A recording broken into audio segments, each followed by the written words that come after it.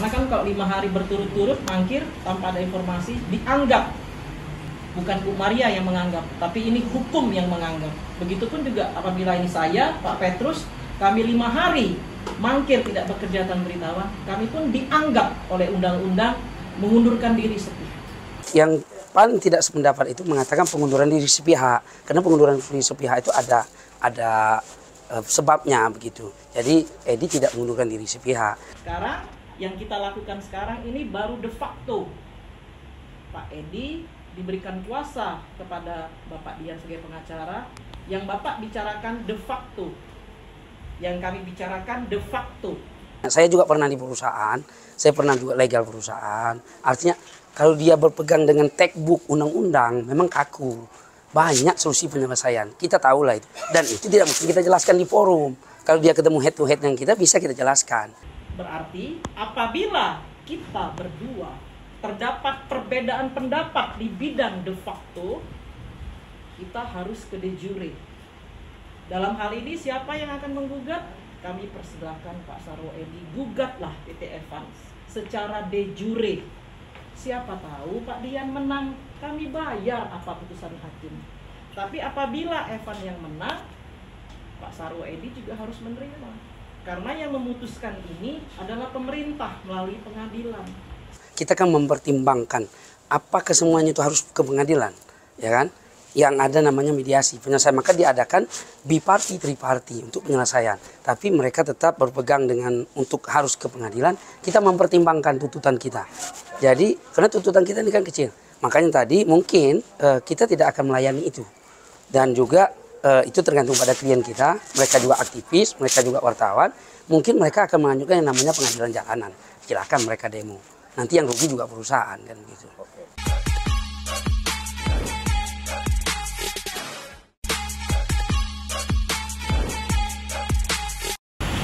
Untuk ke substansi, saya sama Pak Petrus mungkin akan menceritakan sedikit histori.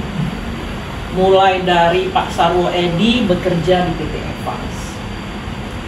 Pak Sarwo Edi bekerja di PT Evans, bergabung di PT Evans sebagai BHL, buruh harian lepas. Jabatannya penjaga keamanan, Pak.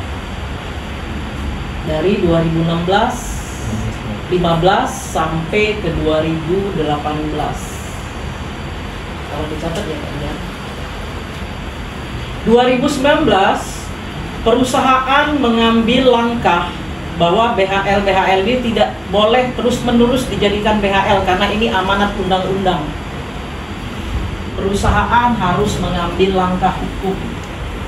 Harus mem-PKWT-kan karyawan kontrak, naik dari BHL karyawan kontrak. Karena Pak Sarwo Edi ini bagian penjaga keamanan, sementara syarat untuk menjadi PKWT adalah Pak Sarwo Edi harus mengikuti Diksar, pendidikan dasar Garda Pratama di Polda Sumsel pada tahun 2019.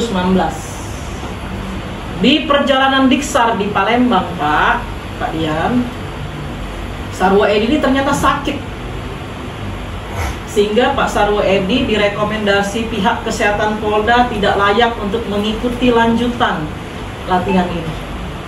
Pak Sarwo Edi pulang ke kebun. Pihak Polda pada saat itu sempat nelpon aku, Ibu Maria, jadi ini Cak Mano. Karena kalau dari sisi kami, ceto ini tidak lulus. Kalau tidak lulus berarti dia harus ngikutin lagi Diksar sampai Pak Sarwo Edi ini memperbaiki kesehatannya agar disoftware. Cuman karena pada saat itu hubungan kita dengan Pak Sarwo Edi sangat baik, akhirnya saya mengambil keputusan dengan pimpinan, sudahlah Pak, penjemaat lah, cak-cak lah satpam. Tapi secara legal formal dia tidak ada sertifikat ya Pak Dian, karena dia sudah dinyatakan Polda tidak lulus karena sakit. Dari awal Pak Sarwo Edi ini ikut Diksar itu kalau tidak salah Januari ya di 2019 Diksar. Kau sakit 24 Januari 2022. Kau sakit pada saat itu hampir lama kau tidak masuk kerja karena kau ada menangani kesehatan kau. Itu pun kita kasih kau waktu untuk kau berobat segala macam agar tidak berhenti dari pekerjaan. Pak Sarwo Edi mungkin ada mengajukan pensiun, Pak Petrus yang lebih tahu. Tapi Pak, yang namanya perusahaan mau ngasih pensiun itu ada kategori. Pak Sarwo Edi ini masih terlalu muda untuk pensiun, satu. Nomor dua, kalau dapat pensiun tuh berapa nian sih dapat duit dari PT, anggaplah 100 juta. Paling berapa bulan sih Pak Dian? Sementara kalau dia terus-menerus bekerja, dia nih ada karir dari PKWT, karyawan tetap, agak tak tahu cak mana lagi. Perubahan gaji pasti ada, tak tahu bonus dari PT Evan tak kapan pasti dapat. Kenapa aku bilang cak itu Pak Dian? Karena Evan di region lain kita sudah ada bonus untuk karyawan. Berarti kan sayang kalau nak mengorbankan pensiun masih muda, ngabisi duit, tak berapa lama pekerjaan ini sayang kok dikorbankan. Akhirnya manajemen tidak mengindahkan lah permintaan Pak Edi. Pak Edi kami terus suruh bekerja. Ini tadi 2019 ya Pak Dian ya, dia sebagai PKWT. Undang-undang mengamanatkan lagi kepada perusahaan badan hukum. Kalau sudah di PKWT, badan hukum atau perusahaan harus memberikan jawaban yang tegas. Ini karyawan mau dihabiskan kontraknya atau diangkat karyawan tetap, ini amanat undang-undang ya. Akhirnya kami memilih lah, pimpinan Pak Edi, Kanitpam, saya dan pimpinan memilih Pak Edi untuk menjadi karyawan tetap. Per kapan Ibu Maria? Per 2022 SK-nya. Pak Edi dinyatakan sebagai karyawan tetap PT Evan Lestari kurang lebih tahun 2022, nanti bulannya ada di sini. Nanti SK-nya saya bisa kasihkan ke Pak Dian. Tapi tidak cukup hanya seperti itu kawan-kawan. Karena undang-undang pun mengamanatkan lagi. Sekalipun Pak Sarwo Edi diangkat menjadi SKU, Pak Sarwo Edi kan sebelumnya PKWT. PKWT ini ternyata harus diberikan kompensasi Pak. Ini undang-undang. Sehingga Evan harus memberikan kompensasi juga ke Pak Sarwo Edi. Ada PB-nya. Dan ini bukan cuma untuk Pak Sarwo Edi, tapi kepada seluruh karyawan yang PKWT mau menjelang ke SKU. Ini proyek besar Pak Evan. Jadi tahun 2022 tuh hampir bisa dikatakan 2000 karyawan kita yang PKWT itu semua diangkat menjadi SKU. Dan semua pun dibayarkan kompensasi oleh PT Evan Lestari. Tapi terhitung Pak Sarwo Edi sebagai karyawan PT Evans adalah 2022. Kita sepakat dulu ya, itu hukum. Setiba di tahun 2024 Pak, informasi dari Pak pimpinan, Pak Sarwo Edi ini sering tidak mau bekerja, dinasehatin, ditegur, mungkin nurut, kadang-kadang tidak nurut. Sampai akhir puncaknya adalah kawan-kawan, Pak Sarwo Edi ini 5 hari berturut-turut mangkir.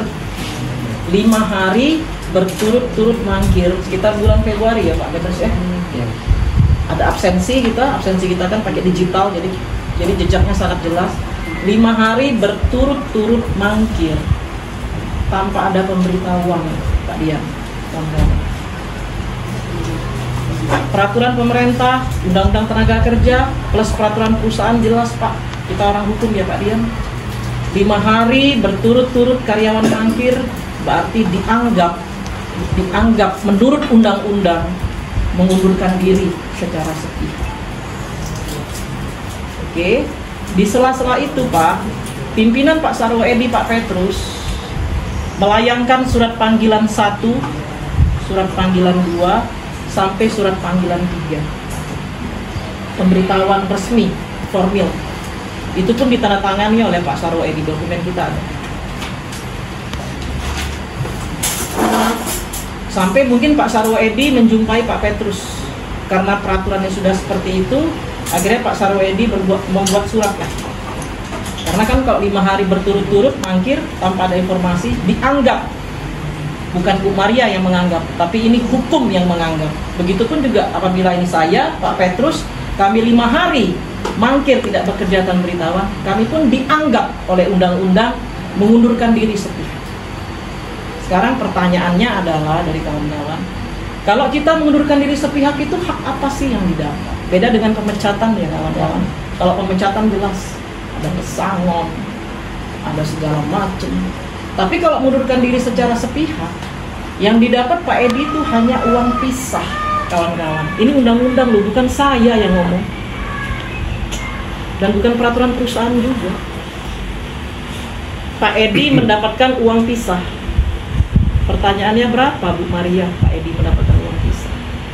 Tadi kita ingat kalimat di awal bahwa Pak Sarwo Edi TMK bekerja di PT Evans. Itu 2022 terhitung berdasarkan SK sampai 2024, berarti 2 tahun. Yang lama tidak dihitung, tidak. Itu pun undang-undang. Tidak dihitung, Pak. Pertanyaan, Bu Maria, jadi kalau di bawah 4 tahun, di bawah 3 tahun itu berapa uang pisah yang didapat? Uang pisah yang didapat Pak Dian, karena Pak Sarwo Edi baru 2 tahun bekerja. Jadi kita menghitung, ini peraturan perusahaan yang diamanatkan PP ya Pak. Jadi Pak Sarwo Edi bekerja di bawah 4 tahun. Kalau bekerja di bawah 4 tahun, berapa uang pisahnya Bu Maria? 0,5 dari upah 1 bulan. Karena cuti, Pak Sarwo Edi sudah tidak punya lagi ya Pak. Sehingga Pak Sarwo Edi mendapatkan dari perusahaan itu 1.700.000 sekian. Karena dari upah 1 bulan yang 3.500.000 UMK Kabupaten Musirawas. Hal ini disampaikan oleh Pak Petrus kepada Pak Sarwo Edi. Tapi pada saat itu Pak Sarwo Edi tidak menerima karena Pak Sarwo Edi menganggap harusnya seperti aku dapat pesangon. Menganggap boleh, setiap orang menganggap itu boleh. Hukum itu kan ada 2. Ada logika pemikiran manusia, kalau kita bicaranya dalam bahasa Latin de facto. Ada lagi anggapan hukum, de jure. Sekarang yang kita lakukan sekarang ini baru de facto. Pak Edi diberikan kuasa kepada Bapak Dian sebagai pengacara, yang Bapak bicarakan de facto, yang kami bicarakan de facto, yang nanti akan memutuskan secara de jure di hadapan mediator adalah pengadilan hubungan industrial yang di Palembang. Berarti apabila kita berdua terdapat perbedaan pendapat di bidang de facto, kita harus ke de jure. Dalam hal ini siapa yang akan menggugat? Kami persilahkan Pak Sarwo Edi, gugatlah PT Evans secara de jure. Siapa tahu Pak Dian menang, kami bayar apa putusan hakim.